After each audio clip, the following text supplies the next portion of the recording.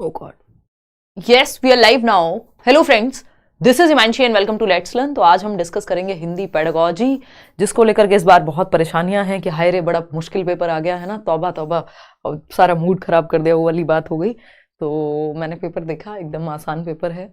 बस फर्क इतना सा है कि जिन्होंने कभी इंग्लिश पेडागोजी नहीं पढ़ी, थोड़ी बहुत भी, या समझने में जिन्होंने सिर्फ रट्टे लगाए हुए हैं टॉपिक्स के, समझा नहीं है उनको दिक्कत आएगी, अदरवाइज ईजी है ना।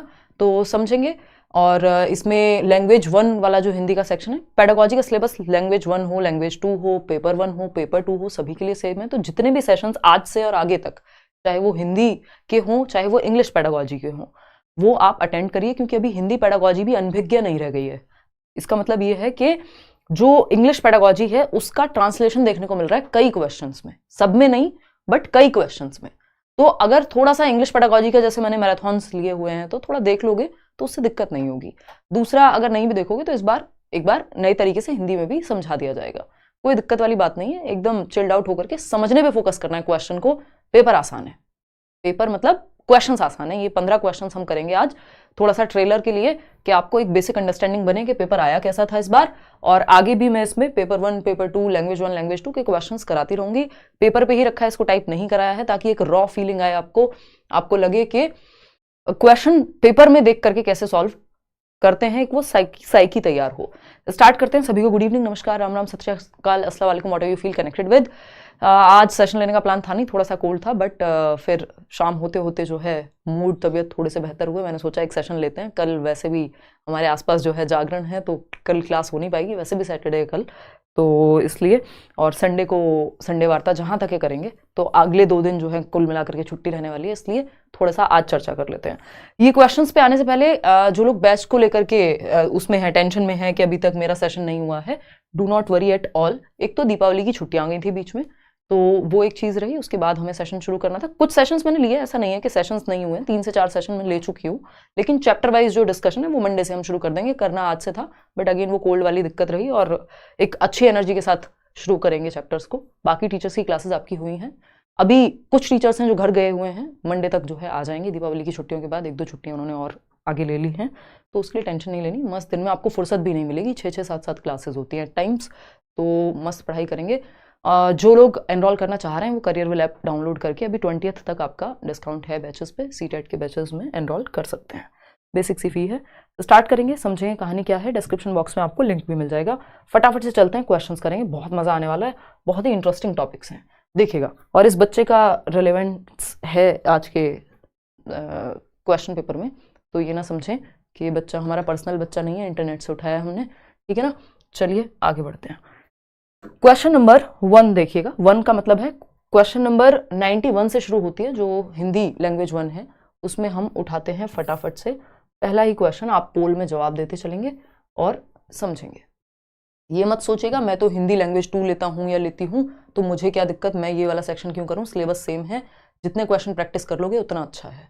इसको एक प्रैक्टिस की तरह भी देखिए और समझ भी इसकी आपकी डेवलप होगी। क्वेश्चन नंबर 91 देखिए और पढ़िए एक बार।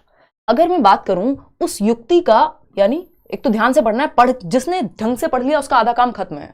उस युक्ति का चयन कीजिए जो नीचे दिए गए उदाहरण से मेल खाती है। यानी यहां पे 4 युक्तियां दी हुई होंगी और उदाहरण ये है, तो इस उदाहरण में युक्ति क्या है, टेक्निक क्या है, वो पहचाननी है। मैं भाषा पर ध्यान केंद्रित रखती हूं, मैं इस बात का पूरा ध्यान रखती हूं कि यह सही हो।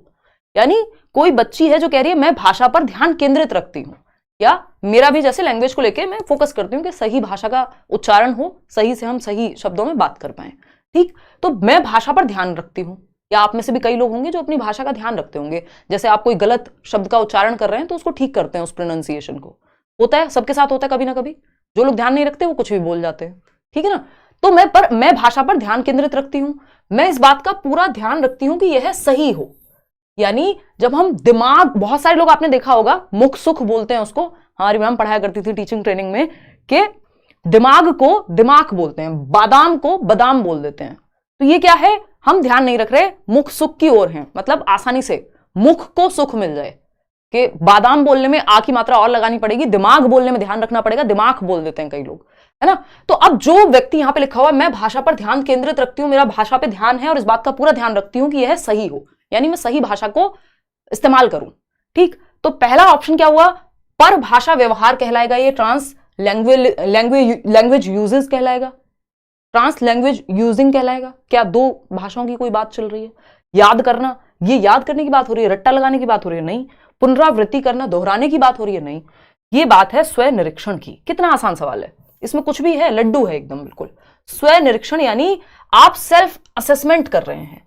इंग्लिश में भी इन शब्दों को जानते चलिए, आपकी इंग्लिश पेडागोजी भी तैयार होगी। दूसरा, अभी अगर आपने इंग्लिश पेडागोजी नहीं भी ली है, इंग्लिश आपने लैंग्वेज ही नहीं ली है, तब भी आपको पढ़ना पड़ेगा, क्योंकि ये जो क्वेश्चंस है कई सारे तो ट्रांसलेटेड हैं।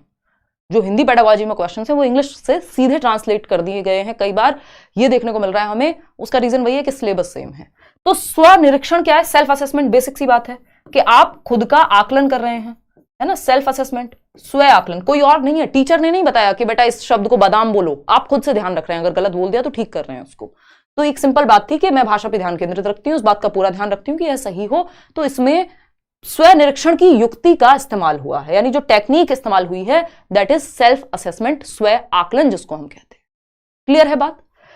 पर भाषा व्यवहार या ट्रांस लैंग्वेज की बात नहीं हुई है, इस पे भी हम आएंगे। मैं आपको कंफ्यूज करने के मूड में नहीं हूं। अभी आपके एक दिमाग में ये समझ पैदा हो कि पेपर आसान है, इसको समझा जा सकता है, इसी पे फोकस्ड हैं हम, ठीक है। सिर्फ दोहराने की बात यहां हुई नहीं है। क्वेश्चन नंबर 2 देखिएगा, क्वेश्चन नंबर 2 देखिए, 92 कह लीजिए। कक्षा 2 के विद्यार्थी एक कविता गा रहे हैं। यह मेरी नाक है, यह मेरे कान। यह कविता गाते समय वे शरीर के जिस अंग का नाम लेते हैं उस अंग को स्पर्श भी करते हैं। अध्यापिका किस विधि का प्रयोग कर उन्हें सिखा रही है। जन्म जन्मांतर से इंग्लिश पेडागोजी में ये क्वेश्चन आता रहा है और पहले भी हिंदी में भी आया हुआ है ये क्वेश्चन एक आध बार। इसको हम कहते हैं, जब से ऑनलाइन पेपर हुआ तब से ये हिंदी में भी आया, अदरवाइज इंग्लिश में आया करता था, कि बच्चे कविता गा रहे हैं, ये मेरी आंख है, ये मेरे कान, ये मेरी नाक है ना। ऐसे होता है ना कई बार क्लास में, हम कहते हैं कोई कविता याद करो कि मछली जल की रानी है, तो हम मछली बना के दिखाते हैं, जल बना के दिखाते हैं। मतलब जैसा टीचर बोल रही होती है, जैसी बच्चे कविता गा रहे होते हैं कि इतना बड़ा कुछ भी, कोई एक चीज हो सकती है, कोई बहुत बड़ा आलू देखा एक दिन या बहुत बड़ा भालू देखा, तो बच्चे हाथों से, हाथ और पैरों का पूरा प्रयोग करके शरीर का वो एक्टिविटी कर रहे होते हैं। इसको टोटल फिजिकल रिस्पॉन्स कहा जाता है, इंग्लिश में TPR कहते हैं इसको। और इसी को इन्होंने ट्रांसलेट करके दे दिया हिंदी में, समग्र भौतिक प्रतिक्रिया। यानी बच्चे अपने अंग को स्पर्श कर रहे हैं, अपने शरीर का इस्तेमाल कर रहे हो जब गाते हुए कविता को, तो उसको समग्र भौतिक प्रतिक्रिया, टोटल फिजिकल रिस्पॉन्स बोलते हैं। कि आप अपने पूरे शरीर का, भौतिक मतलब जो आपका शरीर है उसके थ्रू प्रतिक्रिया दे रहे हैं। यहां पे समग्र भौतिक प्रतिक्रिया, ये एक टेक्निक है, ये एक आपका मेथड है अगर मैं कहूं पढ़ाने का, ठीक है ना। तो विभिन्न दर्शनग्राही, श्रव्य भाषिक, सिर्फ ऑडियो विजुअल है नहीं, संप्रेषणात्मक सिर्फ यहां पे कन्वर्सेशन चल रही है नहीं, बाकी यहां काम के नहीं है। अगेन कंफ्यूजन क्रिएट करेंगे जब हम प्रॉपर मैराथन में, या अलग से मेथड्स भी मैंने डिस्कस किए हुए हैं, तब इनको लेकर के आएंगे, है ना। अभी बिल्कुल आप ये मान लीजिए कि आप किंडरगार्टन में हैं, तो आज हम पहला सेशन कर रहे हैं हिंदी पेडागोजी का इस जनवरी वाले सेशन के लिए। तो हम बेसिक एक चीज को समझेंगे कि इसका मतलब क्या है और ये जवाब इसका है तो क्यों है। इसका एनालिसिस प्रॉपर एक एक ऑप्शन का वो चीरफाड़ हम आगे चल के करेंगे, नहीं तो अभी कंफ्यूजन क्रिएट होगी 100%। तो समग्र भौतिक प्रतिक्रिया, ठीक, ये क्योंकि वैसे भी ये टेक्निकल है, मतलब ये वैसा है कि भाई या तो आपको पता होगा या तो नहीं पता होगा। आगे बढ़ेंगे, क्वेश्चन नंबर 3 देखिएगा, पोल में जवाब दीजिएगा। जस्ट 15 क्वेश्चन है, आराम से खेलते कूदते करेंगे। विद्यार्थी पिछली इकाई से शब्द लेकर 5 प्रश्नों के उत्तर समूह में देने का काम कर रहे हैं। यानी कोई पहली यूनिट उन्होंने पढ़ी होगी, कुछ शब्द लेकर 5 प्रश्नों के उत्तर समूह में देने का काम कर रहे हैं। यानी 5 क्वेश्चन है और बच्चे भी 4-5 के ग्रुप में या 3 के ग्रुप में बैठ करके एक समूह बना करके क्या कर रहे हैं, प्रश्न सॉल्व कर रहे हैं या प्रश्नों का हल निकाल रहे हैं। वे अपने सवालों को दूसरे समूहों के साथ अदला बदली करते हैं और सवालों के उत्तर देने की कोशिश करते हैं। कि मैंने अपने दोस्त को दिया, बेटा बोल रही हूं कि भाई एक काम कर, ये बता दे, ये क्वेश्चन सुन ले मेरे से, या इसका जवाब क्या होगा। आपस में बच्चे चर्चा कर रहे हैं इन प्रश्नों के, अदला बदली कर रहे हैं अपने प्रश्नों की। उसकी नोटबुक अपने आप ले ली, अपनी नोटबुक उसको दे दी कि तू मेरे से क्वेश्चन पूछ, मैं तेरे से पूछूंगा। क्या है ये, ग्रुप में चल रही है ना चीजें, यानी समूह में अधिगम हो रहा है या आकलन हो रहा है, टेस्ट कर रहे हैं एक दूसरे को, सहपाठी आकलन है ये, जिसको हम अंग्रेजी में क्या कह देते हैं, पीयर असेसमेंट। इसमें क्या मुश्किल है भाई, कोई मुश्किल नहीं है, peer assessment, this is peer assessment English में, या हिंदी में कहें सहपाठी आकलन। कि जो सहपाठी हैं, जो आपके दोस्त हैं, जो आपके क्लासमेट्स हैं, वो आकलन कर रहे हैं एक दूसरे का ग्रुप में। इस ग्रुप से वो 5 क्वेश्चंस दूसरे बच्चे को दिए, दूसरे ग्रुप के क्वेश्चंस खुद लिए, फिर एक दूसरे से क्वेश्चन पूछ रहे हैं, एक दूसरे को नंबर दे रहे हैं कि अच्छा 5 में से कितने सही बताए, मैं तेरे को 2 नंबर दूंगा। ऐसे करते हैं ना बच्चे, ग्रुप में पढ़ते हैं। तो दिस इज सहपाठी आकलन, पीयर असेसमेंट। स्व आकलन होता है जब बच्चा खुद से ये काम अकेले कर रहा होता, सेल्फ असेसमेंट हो जाता है ना। फीडबैक की बात यहां जस्ट नहीं चल रही है, डिस्कशन भी हो रहा है। ऐसा नहीं है कि किसी से बस फीडबैक मांग लिया कि मैंने कैसा किया अपनी नोटबुक दे करके, ठीक है ना। पठन आकलन नहीं है, कोई रीडिंग असेसमेंट नहीं है, पढ़ने की बात नहीं हो रही है। क्वेश्चन नंबर 4 देखिएगा, क्वेश्चन नंबर 4 देखिएगा और जवाब दीजिएगा। क्वेश्चन नंबर है 4, पढ़िए एक बार। क्या कहता है भाई, मुझे यह काम बहुत ही पसंद है जब अध्यापिका मुझे एक कार्ड देती है जिस पर कोई शब्द या वाक्य लिखा होता है, मैं उससे संबंधित अभिनय करती हूं और समूची कक्षा उस शब्द वाक्य के बारे में अनुमान लगाती है। यानी एक बच्ची है जो ये कह रही है कि मुझे यह काम बहुत पसंद है। काम क्या है, आगे लिखा हुआ है कि जब अध्यापिका यानी जब टीचर जो है मुझे एक कार्ड देती हैं, एक फ्लिप कार्ड टाइप का कुछ होगा, है ना। एक उनको हम बोलते थे, क्या बोलते थे, याद आ रहा है कुछ, वो टीचिंग लर्निंग मटेरियल में यूज करते थे ना, कार्ड्स होते हैं, हाँ टीएलएम में एक कार्ड्स यूज करते हैं, फ्लैश कार्ड्स, राइट। तो जिस पर कोई शब्द या वाक्य लिखा होता है, अब इस पे, इस फ्लैश कार्ड पे कोई शब्द लिखा हो सकता है, कोई वाक्य लिखा हो सकता है, फिर बच्चा उसकी एक्टिंग करता है। वो डम शार्ट्स टाइप की चीज जो खेलते हैं लोग कि आपको 3 वाक्य दिए गए, अब आप अपने संकेतों से बता रहे हैं, या तो उसकी एक्टिंग करके बता रहे हैं या मुंह बंद रख के, और कोशिश कर रहे हैं कि अपने साइन लैंग्वेज से बता पाए कि कौन सी मूवी की बात हो रही है। मैं उससे संबंधित अभिनय करती हूं यानी एक्टिंग करूंगी, और समूची कक्षा उस शब्द वाक्य के बारे में अनुमान लगाती है। होता है ना कि भाई 3 शब्दों का एक बात है और पहला शब्द हिंदी में है, इंग्लिश में है, ये सब करते हैं हम, फिर अनुमान लगा रहे हैं बाकी बच्चे। ये गेम चल रहा है, ठीक है ना। सस्ता डम शार्ट कहेंगे। शिक्षार्थी की प्राथमिकताओं के साथ शिक्षार्थी की टिप्पणी की पहचान करनी है कि ये प्राथमिकता क्या है बच्चे की और वो इस टिप्पणी से क्या कहना चाहता है, ठीक है ना। तो पहला ऑप्शन क्या है, जब मैं गतिबोधक तरीके से संलग्न रहती हूं तो मुझे भाषा अच्छी तरह से याद रहती है। यानी जब मैं फिजिकली एक्टिविटी करती हूं, जब मैं गतिबोधक मतलब जिसमें एक्टिविटी इन्वॉल्व होती है जिस काम में, वो चीज मुझे अच्छे से समझ आती है। बिल्कुल आसान बात है भाई। अगर इसमें ये फ्लैश कार्ड नहीं होता तो हो सकता है भाषा को समझने में उतनी आसानी नहीं होती। ज्यादा बेहतर हम समझ पाते हैं जब बच्चा सक्रिय होगा, जब बच्चे को एक्टिव रखना है आपको किसी भी ऑप्शन में। वही पेडागोजी का सिद्धांत यहां भी लागू होगा। जब मैं देखती हूं तो मुझे भाषा अच्छी तरह से याद रहती है। सिर्फ देखने की बात हो रही है या एक्टिविटी की? अभिनय करना क्या है, एक्टिंग करना क्या है, एक एक्टिविटी है। तो ये तो नहीं है कि सिर्फ देख के याद हो जा रहा है, पढ़ के होता तो हम मान लेते। जब मैं सुनती हूं, इसमें सारी चीजें हैं। कार्ड से वाक्य को याद करती हूं, ये सब आ गया यहां पर ए ऑप्शन में। वो ऑप्शन बेस्ट है जो बाकियों से बेहतर हो या अपने अंदर बाकी तीनों ऑप्शंस को समाहित कर ले। तो पहला ऑप्शन ही यहां सही हो गया। आगे बढ़ेंगे क्वेश्चन नंबर 5 पर, जिसको हम यहां 95 भी कह सकते हैं। उस साइड जाएंगे, पोल आपके सामने आएगा और निशा जी के सौजन्य से देखिएगा। देखिए क्वेश्चन नंबर 95 है ये और आपको जवाब देना है, ठीक। पढ़िए एक बार क्वेश्चन नंबर 95। इसको आगे से क्या कराएंगे, टाइप कराएंगे। अभी आप रॉ पेपर वाली फील ले लीजिए। देखिए भाई साहब, ये बार बार बताइए, जवाब दीजिएगा। कहना क्या चाहते हो? बार बार परेशान करके रखा है हमको। देखिएगा, बताइए फटाफट। बैच की क्लास बिल्कुल होगी, शुरुआत में ही बता दिया है, दोबारा देखना सेशन, है ना। मंडे से आपकी क्लास जो है बैच की शुरू हो जाएगी या कंटिन्यू हो जाएगी। अभी 3-4 सेशन में ऑलरेडी ले भी चुकी हूँ। फिर उसके बाद मंडे का सेशन जो है लास्ट होगा, जो यूट्यूब पे होगा वो चैप्टर वाला। उसके बाद आपकी यूट्यूब की क्लासेस अलग और बैच की क्लासेस अलग, ठीक है जी। तो निम्नलिखित कथनों को पढ़िए तथा सही विकल्प का चयन कीजिए। अभिकथन, ये वही असर्शन और रीजनिंग वाला क्वेश्चन है। अभिकथन क्या है? विद्यालय में प्रवेश करने वाले सभी बच्चे अपनी आयु अनुसार भाषा के सक्षम प्रयोगकर्ता होते हैं।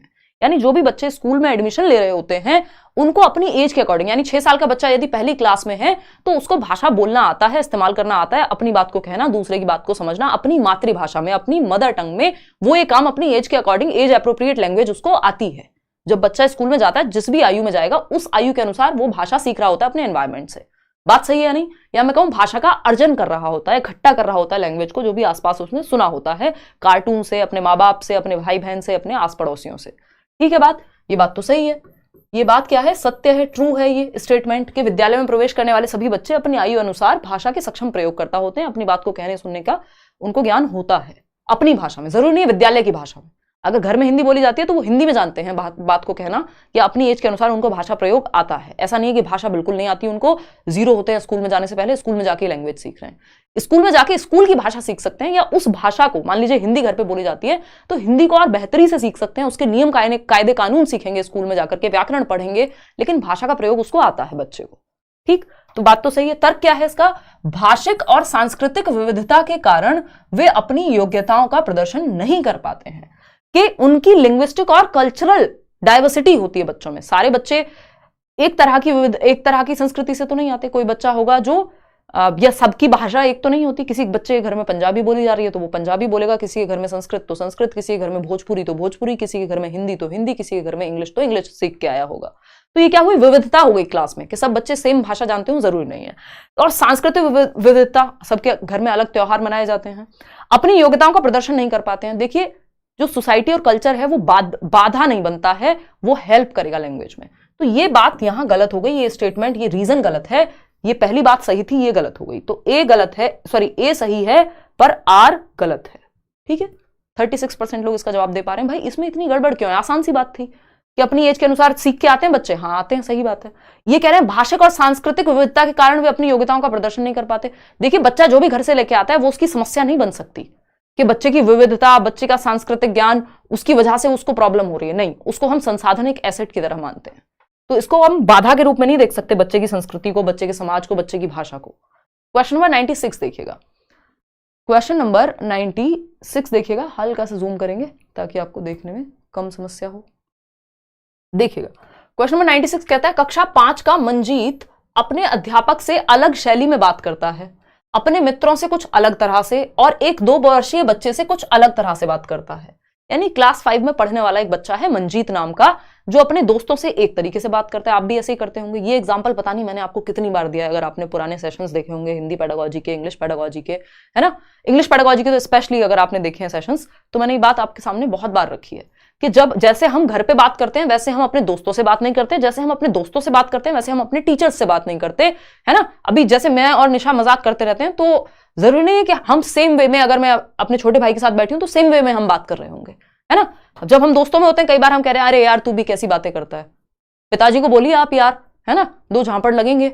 या फिर कुछ पिताजी तो आजकल के पेरेंट्स कुछ तो थोड़े नॉर्मल भी हो गए, उनके सामने आप बोल भी सकते हो, लेकिन फिर भी अंतर रहेगा। जो जिस तरह से आप अपने दोस्तों से बात करते हो, जिस तरह से आप अपने से छोटों से बात करते हो, और जिस तरह से आप अपने बड़ों से बात करते हो, ये क्या है? ये भाषा का प्रैग्मेटिक्स है ना।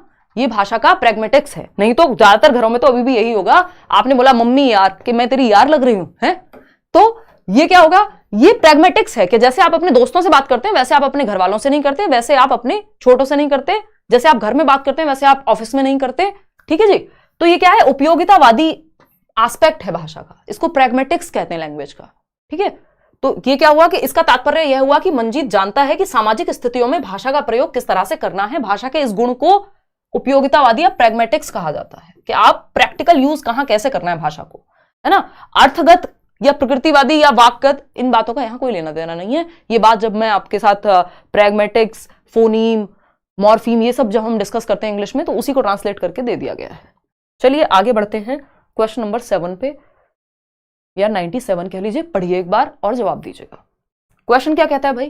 क्वेश्चन कहता है, एक माँ ने इस बात की ओर ध्यान दिया कि उसकी बच्ची कभी कभी ऐसे शब्द बोल जाती है जो न तो उसने कभी किसी वयस्क से सुने हैं, यानी ना तो किसी बड़े से सुने हैं, अडल्ट से, और न ही अपने भाई बहनों से सुने हैं, यानी वो शब्द घर में बोले ही नहीं जाते।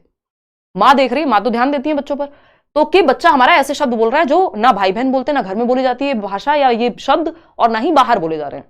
फोन की बात नहीं हो रही कि फोन में देख ले रहे हैं, आजकल तो ये भी एक ऑप्शन है ना कि फोन में देख ले रहे होंगे। ठीक है ना। तो मतलब वो आसपास नहीं बोले जा रहे, वो शब्द बच्चे ने सुने नहीं है बट वो बोल रहा है। इस बात को लेकर वह भ्रमित है, क्योंकि उसका मानना है कि बच्चे अपने परिवार और आसपास के परिवेश में लोगों का अनुकरण करके भाषा सीखते हैं। उसका यह मत किससे प्रतिध्वनित यानी मेल खाता है। बहुत ही प्यारा सा क्वेश्चन, बस इसको बढ़ा चढ़ा करके इतने शब्दों में, इतनी लाइंस में बना दिया। अदरवाइज इतना एक लाइन का क्वेश्चन पूछा जाता था आज से पहले। ये इस बार इन्होंने पूरी कहानी बना के पूछा कि क्या आपने रट्टे लगाए हुए हैं क्वेश्चंस के, या जो थियरिस्ट हैं, चाहे वो स्किनर हो, पियाजे हो, नॉम चॉम्स्की हो, सिर्फ रट्टे लगाए हैं उनके, या फिर आपको पता भी है उनके बारे में कुछ। तो ये वैसा ही क्वेश्चन है, अभी डिस्कस करेंगे। ठीक है जी। बहुत बढ़िया जी, आप वेस्ट बंगाल से हैं, देश भर से हम लोग जुड़े हुए हैं अक्रम। चलिए आइए फटाफट से। तो अगर हम बात करते हैं यहाँ 30% लोग इसका फर्स्ट ऑप्शन कह रहे हैं, है ना, यानी सबको इसका गलत आंसर देना है। 22% सेकंड ऑप्शन कह रहे हैं, 28% फोर्थ ऑप्शन कह रहे हैं।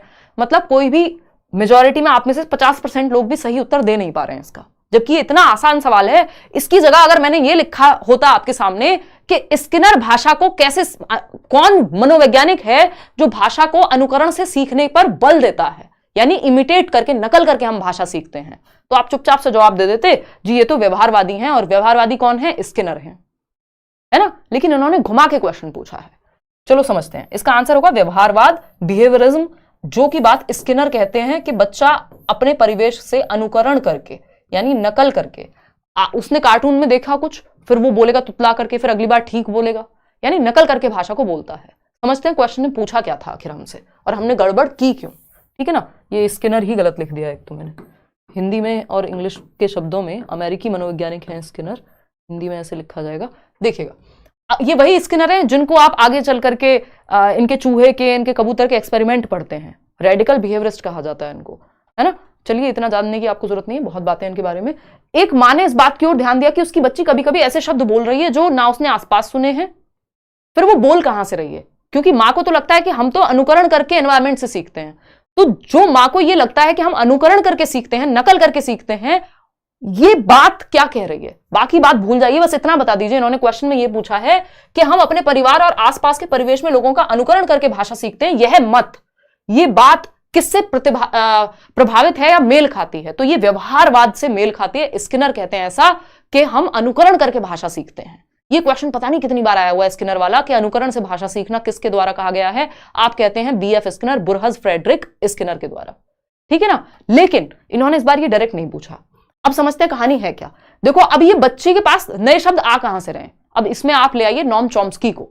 नॉम चॉम्स्की कहते हैं हमारे अंदर क्या है, भाषा अर्जन यंत्र है, यानी बच्चे, जो हम कहते हैं जनरेटिव ग्रामर है हमारे अंदर, हम जनरेट कर सकते हैं वाक्यों को, शब्दों को, तो वो वहां से बोल पा रहा है। लेकिन जो व्यक्ति नॉम चॉम्स्की में विश्वास ही नहीं रखेगा, वो तो किस में विश्वास रख रहे हैं कि अनुकरण करके सीखते हैं, कहीं आसपास से कहीं तो सुना होगा, नकल तो की होगी, किसी ने तो बोला होगा ये शब्द, तो ये अनुकरण क्या है, जबकि वो नया भी बना सकता है थोड़ा बहुत आसपास का मेल मिला करके। तो अनुकरण वाली बात स्किनर से मेल खाती है, और यही इन्होंने पूछा था। जबकि जो नए शब्द बना करके बोल पा रहा है बच्चा, वो किससे मेल खाएगी, वो मेल खाएगी इनेटिस्ट यानी नॉम चॉम्स्की से, वो बात कि वो नए शब्द बना पा रहा है, ठीक है ना। वो कहीं ना कहीं वो आपके इनेटवादी या प्राकृतवादी भी कह देते हैं उनको, ठीक है ना। तो यहां पे और कुछ बनता ही नहीं है ऑप्शन में, व्यवहारवाद यानी स्किनर ऐसा मानेंगे इस मत। देखिए लास्ट में देख लीजिए क्वेश्चन ने पूछा क्या है। क्वेश्चन ने पूछा था कि परिवेश में लोगों का अनुकरण करके भाषा सीखने वाला मत कहां से आया है, तो ये व्यवहारवाद से आया है। स्किनर डायरेक्ट नहीं पूछा, बट बात वही आ गई। क्वेश्चन नंबर 98 देख लीजिए अब, और समझते हैं कि क्या हमसे पूछा गया है। क्वेश्चन नंबर 98 बोल दीजिएगा। कौशलों के उस समूह को क्या कहेंगे जो बच्चे औपचारिक पठन निर्देश शुरू करने से पहले विकसित कर लेते हैं और जो बाद के अकादमिक कौशलों के लिए बुनियाद प्रदान करता है। ये क्वेश्चन भी इंग्लिश पेडागोजी में बहुत आता था, इस बार हिंदी में इन्होंने ट्रांसलेट कर करके आपके सामने पटक दिया है, ठीक है जी। तो कौशलों के उस समूह यानी स्किल्स, 4 कौशल होते हैं आपकी भाषा में, हिंदी हो इंग्लिश हो, है ना, जिसको हम सूबो पाली कहते हैं हिंदी में और LSRW कहते हैं इंग्लिश में। सूबो पाली का मतलब क्या है, सू मतलब सुनना, बो मतलब बोलना, प फॉर पढ़ना, ली फॉर लिखना, सूबो पाली। ये हमने शॉर्ट फॉर्म बनाई हुई है, ये किसी किताब में आपको नहीं मिलेगी, है ना, कि सूबो पाली ही बोलते हैं। ये हमारे बहुत सारे फंडे हैं जो मैंने और आपने मिलकर के बनाए हुए हैं। तो LSRW की अगर हम बात करें, लिसनिंग, स्पीकिंग, रीडिंग, राइटिंग, ये ही हिंदी में 4 कौशल हैं, सूबो पाली। अब इन कौशलों का कुछ समूह होगा, कौशलों के उस समूह को, अब इसमें सुनना हो सकता है, पढ़ना हो सकता है, बोलना हो सकता है, चारों भी हो सकते हैं। यानी कौशलों का उस समूह को क्या कहेंगे जो बच्चे औपचारिक पठन निर्देश शुरू करने से पहले, यानी स्कूल जाने से पहले, अभी उनको पढ़ना लिखना सिखाया नहीं गया प्रॉपर, लेकिन वो कुछ ना कुछ तीरंदाजी करते रहते हैं। किसी बच्चों को आप पेन दे दीजिए, वो ऐसे घिसट के कुछ स्क्रिबल करता रहेगा, है ना।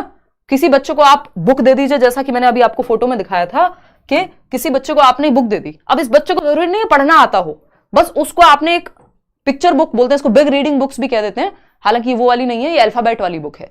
अब इसमें क्या है, जी के सामने गोट बनी हुई है, एक बकरी बनी हुई है, ऐसे ही हम क के सामने कमल बना हो सकता है, कलम बनी हो सकती है, हिंदी में भी आती है। जरूरी नहीं है बच्चों को पढ़ना आता होगा। ये जन्म से लेकर के और प्री स्कूल ईयर्स तक, यानी अर्ली चाइल्डहुड तक, पूर्व बाल्यावस्था तक ये बात लागू होती है। कक्षा 1 से लेकर दूसरी तक, जन्म से लेकर वहां तक चलती है जब तक वो पढ़ना नहीं सीख जाता। इसको एमरजेंट लिटरेसी स्टेज कहते हैं। ठीक है जी, कि अब बच्चा अनुमान लगा रहा है यहां देख करके। जरूरी नहीं है बच्चों को पढ़ना आता है, बिल्कुल भी नहीं। आपने किताब दे दी, वो उसको पलट पलट के देखता रहेगा, चित्र देखता रहेगा, उसके साथ कौन सा शब्द बना हुआ है वो देखता रहेगा जोड़ के, है ना, कि यहाँ पे के साथ काइट बनी हुई है ना, जी के साथ गोट बनी हुई है। तो वो ये पढ़ना सीखने से पहले की स्टेज है जिसको एमरजेंट लिटरेसी स्टेज कहते हैं, जिसमें बच्चा सुनना, बोलना, पढ़ना, लिखना, इनके बारे में जो भी उसकी बेसिक अंडरस्टैंडिंग हो सकती है अपनी तरफ से। कुछ भी वो कीलम काटी कर रहा होगा, कोई मतलब नहीं होगा, उसके हाथ में पेन आ गया, कुछ भी ड्रॉ करेगा जिसका मीनिंग नहीं है ना, लिखने की कोशिश करेगा, सुन के फिर कुछ बोलने की कोशिश करेगा, पढ़ के किताब में ऐसे बिहेव करेगा जैसे बड़ा पढ़ना आता हो उसको। तो वो एमरजेंट लिटरेसी स्टेज होती है कि अभी वो सीख रहा है, एमर्जिंग है उसके अंदर से लिटरेसी, साक्षरता सीख रहा है।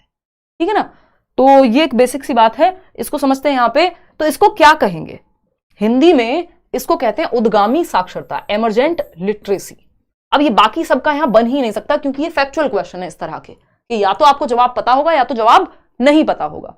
ठीक है ना, तो इसमें कई समूह हैं भाषा कौशलों के, जिसमें औपचारिक पठन निर्देश से पहले पढ़ना सीखा नहीं है, लेकिन उससे पहले किताबें पलटना, चित्र देख के कुछ अंदाजा लगाना, ये सब उद्गामी साक्षरता यानी एमरजेंट लिटरेसी का हिस्सा है। आगे बढ़ते हैं। एक होती है लिटरेसी स्टेज, जब हम प्रॉपर पढ़ना सिखा रहे हैं बच्चे को। नेक्स्ट क्वेश्चन देखिए, 9th क्वेश्चन है और 6 क्वेश्चन रहते हैं आपके इसके बाद। एक दादी नानी अपने घर में छोटे बच्चों को पुस्तकों से कहानियां पढ़कर सुनाना पसंद करती हैं।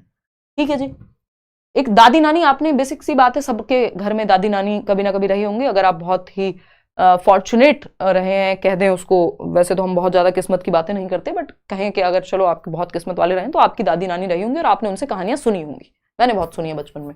तो अगर हम बात करें, एक दादी नानी अपने घर में छोटे बच्चों को पुस्तकों से कहानियां पढ़कर सुनाना पसंद करती हैं। तो ये दादी नानी थोड़ी मॉडर्न टाइम्स की हैं, मतलब हमारे वाली तो ऐसी ही सुनाती थी, उनको पढ़ना भी नहीं आता है ना। तो एक दादी नानी है आज के समय की, जो पढ़ के स्टोरी बुक लेकर के और अपने शब्दों में थोड़ा सा उसमें 4 चांद लगा करके सुना रही हैं कहानी को। ठीक है ना, तो अब इसमें इस तरह से वह उन्हें पुस्तकों व नए विचारों से परिचित करवाती हैं। तो अपने जो बच्चे हैं, जो भी आप कहें, नाती पोते पोती वॉटेवर, वो क्या कर रही हैं, अपने विचारों से भी परिचित करा रही हैं। उस बात को एक्सप्लेन करने में, अपने एक होता क्या है, जब हम पढ़ के कोई कहानी सुना रहे हैं उसका मतलब समझाने में हम अपने विचार प्रकट करते हैं बच्चों के सामने, तो वो भी कर रही हैं वो वहां पे। और बच्चे भी इस प्रक्रिया में सक्रिय रूप से संलग्न रहते हैं। इस तकनीक को किस रूप में जाना जाएगा? अब इसमें कितने लोग गड़बड़ कर रहे हैं कि क्योंकि किताब से पढ़ा रही हैं दादी नानी कहानी, तो इसका जवाब क्या हो जाएगा? आप कह रहे हैं कि सस्वर पठन। सस्वर पठन लिटरेरी चीज है जो स्कूल में होगा। या सस्वर पठन कब होता है? जब आप पढ़ रहे हो सिर्फ किताब से एज इट इज चीजों को, यहां पे वो अपना टच दे रही हैं, अपना तड़का लगा करके सुना रही हैं कहानी, अपनी एक एक्सप्लेनेशन लगा रही हैं। और ये इनफॉर्मल है, अपने जो लोकल लैंग्वेज में शब्द यूज होते होंगे उनका भी वो इस्तेमाल करेंगी यहां पे, है ना। इसको संभाषिक पठन कहते हैं, या अंग्रेजी में कहते हैं कोलोकियल रीडिंग। ये इंग्लिश वाले भी ध्यान रखें, इंग्लिश पेडागोजी में भी एज इट इज चीजें देखने को मिल जाएंगी, है ना। कोलोकियल रीडिंग यानी देशज भाषा में, लोकल लैंग्वेज में जब वो कहानी का रूपांतरण कर रही हैं, पढ़ बेशक रही हैं लेकिन अपने टच के साथ, अपने तड़के के साथ कहानी को सुना रही हैं। ठीक है ना, तो संभाषिक पठन कहेंगे इसको, या कोलोकियल रीडिंग कहेंगे। सस्वर पठन लाउड रीडिंग होती है, जब आप बच्चे का प्रोनाउंसिएशन सुधरवाने के लिए, जो क्लास में टीचर ने खड़ा किया बच्चे को और कहा बेटा पढ़ो, या टीचर पढ़ के बता रही हैं पहले, तो वो एज इट इज पढ़ रही होती हैं बुक से, जरूरी नहीं है उसमें वो देशज भाषा का या अपनी जो उनकी मदर टंग है उसका टच लगा रही हो। तो दादी नानी है तो अपना भी तो टच ऐड करेंगी उसमें, है ना। तो ऐसा नहीं एज इट इज ही बस वो कह रही होंगी। तो ये संभाषिक पठन है। क्लास में हो रहा होता तो सस्वर पठन कह देते आप। मॉडल पठन होता है कि आप एज इट इज आप अच्छे से प्रोनाउंस करके पढ़ा रहे हैं बच्चे को, ताकि उसको पता लगे कि आप उसको भी ऐसे ही शब्द बोलने हैं। ये भी क्लास में ही होगा। साझा पठन होता है जब बच्चे ग्रुप रीडिंग कर रहे होते हैं, शेयर्ड रीडिंग कह रहे हैं हम जिसको, मिल करके बच्चे रीड कर रहे हैं। ये सब क्लास की बातें हैं। ये संभाषिक पठन है, कोलोकियल रीडिंग, कि आप अपनी लोकल लैंग्वेज में समझ रहे हैं, जो दादी नानी के द्वारा होगा। तो D option is the right answer. बस यही गड़बड़ हमें नहीं करनी है। अब देखिए क्वेश्चन नंबर 10 देख लीजिए। वैसे तो ये 100 नंबर है। ये क्वेश्चन इंग्लिश में हमेशा से पूछा जाता रहा है, हिंदी में जब से ऑनलाइन पेपर हुआ तब से पूछना शुरू किया है, और इस बार ऑफलाइन में भी पूछा गया है। जवाब दीजिए पढ़ करके, फिर हम आगे बढ़ेंगे। बताइएगा।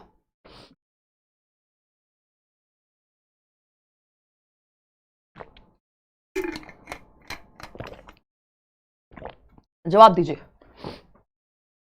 मैथ की क्लास आपकी होपफुली जो उदय सर हैं वो भी घर गए हुए हैं, मंडे से हो जाएगी, है ना। एक बार मैं आज पता भी कर लूंगी, कोई दिक्कत वाली बात नहीं है।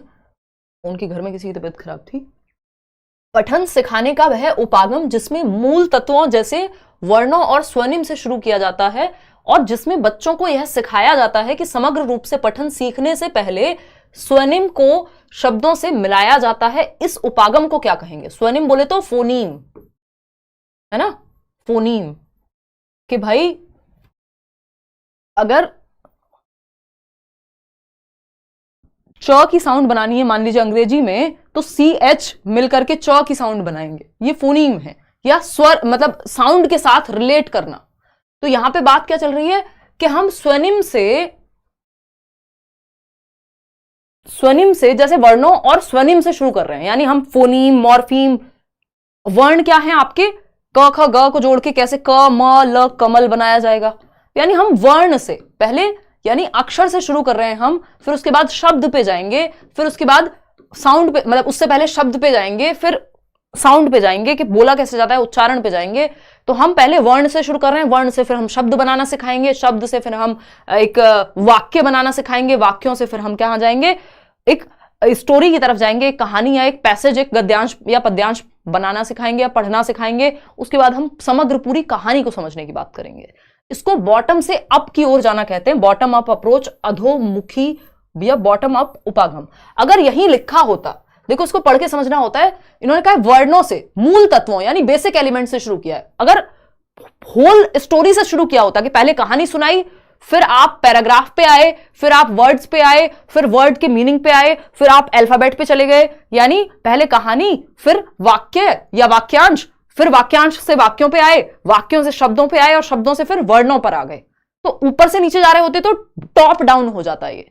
लेकिन ये बॉटम अप है। बॉटम अप कैसे है ये कि पहले आप वर्ण सिखा रहे हैं, क ख ग घ, ये सिखाया आपने, फिर उसके बाद उनको वर्णों को जोड़ के शब्द कैसे बनाते हैं वो सिखाया आपने, फिर उन शब्दों को जोड़ के वाक्य कैसे बनाते हैं वो सिखाया आपने, फिर वाक्यों से, कई वाक्यों के समूह से हम एक गद्यांश या पद्यांश तैयार करेंगे, फिर उसके बाद हम एक कहानी बनाएंगे। तो ये क्या है, ये है आपका बॉटम अप अप्रोच, क्योंकि आप नीचे से ऊपर की तरफ जा रहे हैं, वर्ण से आप एक पूरी कहानी की तरफ जा रहे हैं, वर्ण से शब्द बनाएंगे, शब्द से फिर सेंटेंस बनाएंगे। अगर ये उल्टा होता कि समग्र रूप, यहां पे लिखा हुआ है, यह सिखाया जाता है कि समग्र रूप से पठन सीखने में पहले स्वनिम यानी पहले हम फोनीम कि क कैसे उच्चारण होगा, क का पहले ये सिखा रहे हैं, बाद में हम पूरी स्टोरी सिखाएंगे। अगर ये समग्र से वर्ण की ओर जाना होता तो ये टॉप डाउन हो जाता कि पहले आप स्टोरी बता रहे हो, मछली जल की रानी थी, बाद में सिखा रहे हो कि मछली म छ ल बड़ी की मात्रा तब मछली बनेगी, तो वो टॉप डाउन हो जाती। ठीक है जी, चलिए खैर आगे बढ़ेंगे। क्वेश्चन नंबर 11 देखिए। अब ये वही वाला सवाल है जो हम जानना चाहते हैं, मतलब ये कौन से क्वेश्चंस हो गए, ये असर्शन और रीजनिंग वाले जिसमें हम फंसते हैं। अभिकथन क्या है, ए दिया हुआ है और आर दिया हुआ है, तर्क इसका। अभिकथन है ध्वन्यात्मक वर्तनी के प्रयोग से सही वर्तनी लिखना सीखने की योग्यता मंद पड़ जाती है। यानी यदि हम यानी फोनेटिकली अगर हम स्पेलिंग सिखाएंगे, वर्तनी का मतलब क्या है, स्पेलिंग। तो जब हम कहते हैं क म ल कमल, तो इससे अगर हम ध्वनि को नहीं जोड़ेंगे तो बच्चा सीखेगा कैसे। तो सबसे अच्छा तरीका होता है ध्वन्यात्मक वर्तनी से सिखाएंगे हम, है ना, कि अगर हम सही से स्पष्ट उच्चारण कर रहे हैं तो बच्चा ठीक लिखना सीखेगा। तो ये बात तो इन्होंने गलत कह दी कि मंद पड़ जाती है। मंद क्यों पड़ जाती है, ये तो सही तरीका है सिखाने का, तो ये तो फॉल्स हो गया, है ना। ये कह रहे हैं ध्वन्यात्मक वर्तनी के प्रयोग, यानी जब हम बच्चे को स्पेलिंग लिखना सिखा रहे हैं तो ध्वनि से सिखाएं कि क म ल कमल। अब ये तो सही तरीका है, और कैसे सिखाएं, दूसरे तरीके तो मुश्किल है इसके मुकाबले। मंद नहीं पड़ेगा बल्कि गति सही रहेगी, तो गलत हो गया। तर्क क्या है इसका, जब बच्चे पारंपरिक वर्तनी के स्थान पर अपनी आविष्कृत वर्तनी का उपयोग करते हैं तब यह सही वर्तनी लिखने की उनकी योग्यता को मंद नहीं करती है। देखिए ये रीजन अपने आप में सही स्टेटमेंट कहता है, लेकिन जो स्टेटमेंट जिसका ये रीजन है वो गलत है। तो ए इज रॉन्ग या ए गलत है परंतु आर सही है। अब ये आर क्या है इसको भी समझेंगे। ए गलत है परंतु आर सही है, इसका फर्स्ट ऑप्शन सही है। 52% लोग सही जवाब इसमें दे पा रहे हैं। देखिए आविष्कृत वर्तनी का उपयोग करते हैं बच्चे पारंपरिक वर्तनी के स्थान पे, कि जो उनको रटवा दिया गया उसके अलावा वो कई बार क्या करते हैं, अपनी तरफ से बनाते हैं। उनको कहा, आपने कहा कि बेटा फूल, कोई फूल शब्द आया मान लीजिए कहानी में, अब वो फूल कई बार क्या होगा, वो अपनी समझ से दिमाग लगा करके फूल का फुल भी बना सकते हैं, क्योंकि समझने में कई बार गड़बड़ हो जाती है। कई बार वो अपनी तरफ से शब्द बना देते हैं, है ना, तो आपको पढ़ने में भी समझ नहीं आएगा कि ये कहा क्या है ना, कवि क्या लिख गए हैं, यानी बच्चा क्या लिख गया है वो आपको समझ नहीं आएगा, क्योंकि वो इन्वेंट करते हैं। आविष्कृत वर्तनी का मतलब है वो इन्वेंट करते हैं स्पेलिंग को अपनी तरफ से, उसमें 2-4-6 चीजें एक्स्ट्रा लगा देंगे या कम लगा देंगे कुछ, और आपको पढ़ने में भी कठिनाई होगी, लेकिन ये अच्छा तरीका है क्योंकि बच्चा एटलीस्ट एक्टिवली सीखने की या लिखने की कोशिश कर रहा है। ठीक है जी, चलिए खैर आगे बढ़ते हैं, समझते हैं कहानी है क्या। 102 नंबर क्वेश्चन पे आएंगे। अब 3-4 क्वेश्चन और बचे हुए हैं आपके, फिर आपकी छुट्टी, आप अपने घर जा सकते हैं, जो कि आप ऑलरेडी होंगे, लेकिन ये हमारा डायलॉग है। ठीक है जी, क्वेश्चन नंबर 102, 102वां सवाल पढ़िए। 105 सवाल तक इसमें है क्योंकि 15 ही क्वेश्चन आपके आते हैं। कोई तो कुछ क्वेश्चन पूछ रहा है,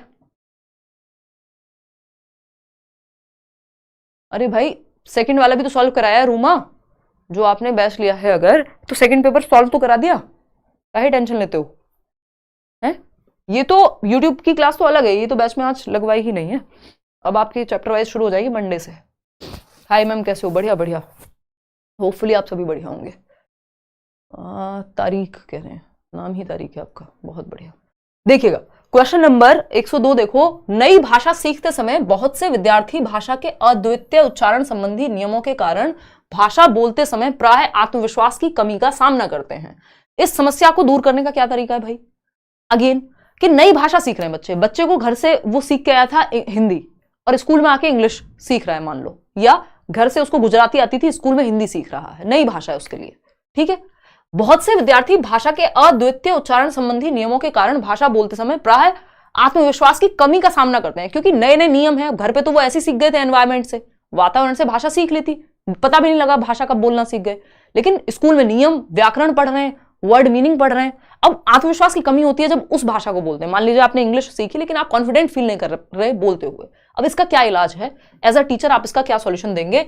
इस समस्या को दूर करने का तरीका क्या है? 4 ऑप्शन आपके सामने हैं, समक्ष हैं। पहला ऑप्शन क्या है? जब जब उन्हें समस्या आए उनकी गलती में सुधार किया जाए। ये बिल्कुल अच्छा तरीका नहीं होता कि बच्चे को, वो बोला जाता है ना हिंदी में एक मुहावरा है जो लोकली हम यूज करते हैं, कोलोकियल है एक तरह से, कि छींकते ही नाक काट देना।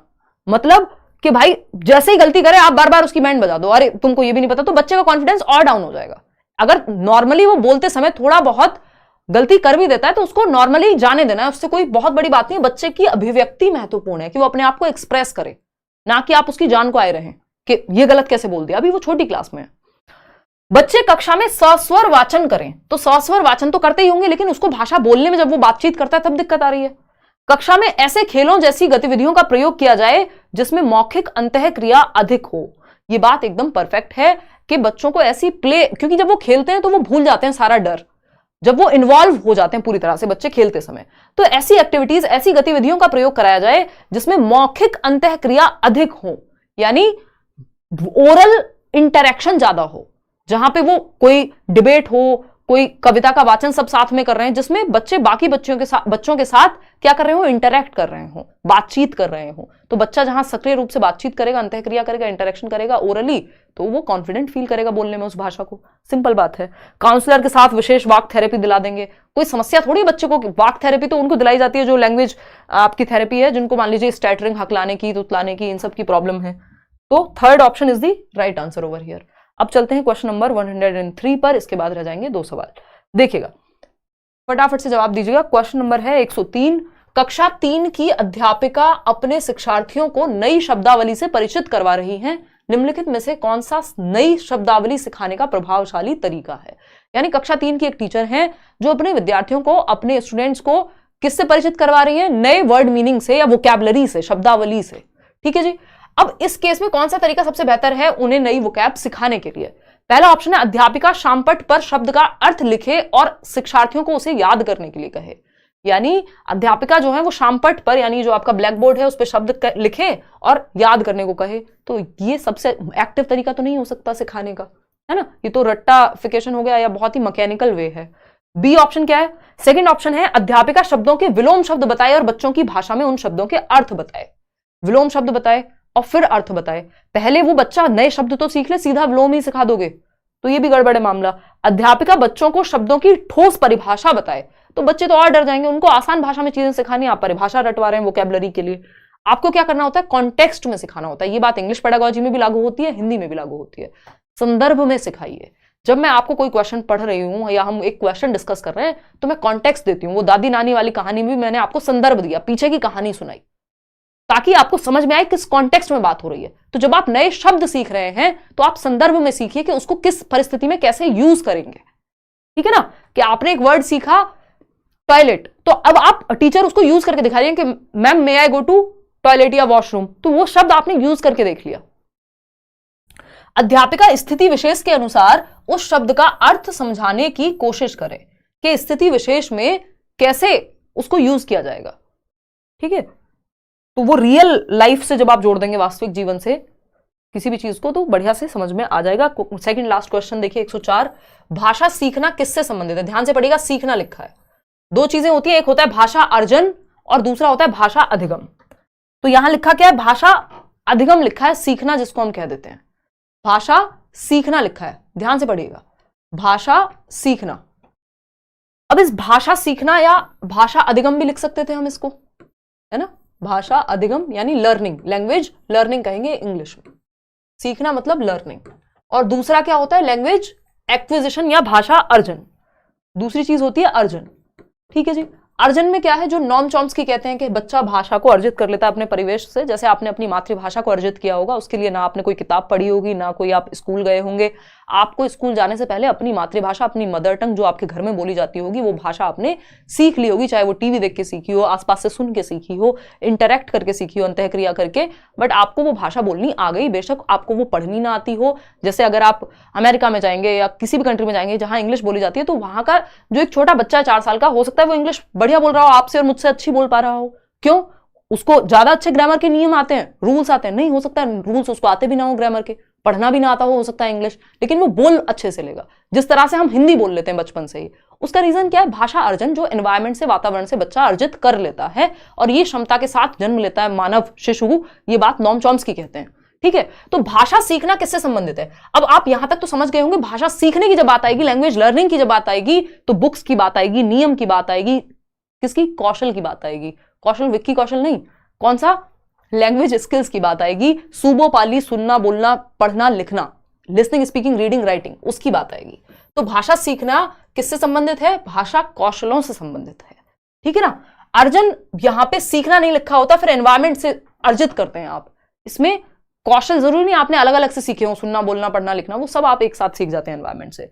प्रक्रिया, उत्पाद नहीं, कौशलों से संबंध है भाषा सीखने का। ठीक है जी, इतनी बात क्लियर है या कोई दर्द समस्या है बताइएगा। नहीं, हिंदी वाले सर कराएंगे बैच में, मैं सिर्फ सीडीपी कराती हूं भाई। टॉय एज 3 से 6 भाई, टॉय एज 3 से 6 वर्ष। देखिए क्वेश्चन नंबर 105, ये बड़ा क्वेश्चन है, मुश्किल क्वेश्चन है, इसको आप सॉल्व कीजिएगा। मुश्किल इसलिए है क्योंकि इसमें पूरा आपको ये इन्होंने बनाया है मुश्किल, अदरवाइज ये क्वेश्चन आसान है। अगर अलग से आपसे पूछा जाता तो आप निकाल देते इसका जवाब। इसको हम अलग से भी एक दिन करेंगे, होपफुली आप पढ़ पा रहे होंगे। देखना, इसमें मैच करना है। एक तरफ 5 ऑप्शन दिए हुए हैं, इनको मैच करना है। मैच द फॉलोइंग वाली बात है, थोड़ा सा ध्यान से देखना, मैं पढ़ के बता देती हूं। ये पेपर आपको मिल जाएगा। अनुमान, अनुमान लगाना क्या होता है भाई? लेखक कैसे लिखते हैं ये अनुमान लगाना है? नहीं, आप खुद से कोशिश करो कि इसमें क्या बन पाएगा। ये ऑप्शंस नीचे दिए हुए हैं, वो मैं आपको थोड़ी देर में दिखाऊंगी। मैं आपको ये पहले सॉल्व करके दिखा देती हूँ क्योंकि इसमें उतना स्पेस है नहीं। अनुमान की अगर हम बात करें तो अनुमान लगाना होता है जब आप पाठ्य वस्तु में भाषा किस तरह से प्रयोग किया गया है इस पर ध्यान केंद्रित करना चाहिए, है ना। पाठ्य सामग्री किस बारे में, नहीं, ये तो अनुमान लगाना नहीं कहलाएगा।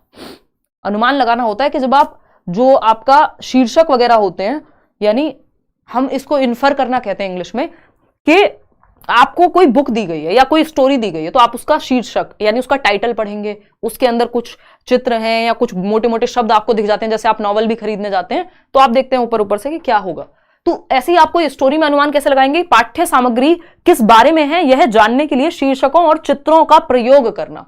चित्र देख के आइडिया लगाएंगे, अच्छा ये इस बकरी के बारे में कहानी है, जो बकरी और मेमने की कहानी मान लीजिए, तो किताबों में होता है ना, चित्र होते हैं और एक हेडिंग होगी, ठीक है, मेमने के बारे में, तो उससे आपको अनुमान लग जाता है कि किस बारे में होगी। तो ए का तो 5 हो गया, सिंपल, ठीक है ना। निष्कर्ष निकालना, यानी आप क्या कर रहे हैं, निष्कर्ष निकाल रहे हैं, कंक्लूजन पे आ रहे हैं।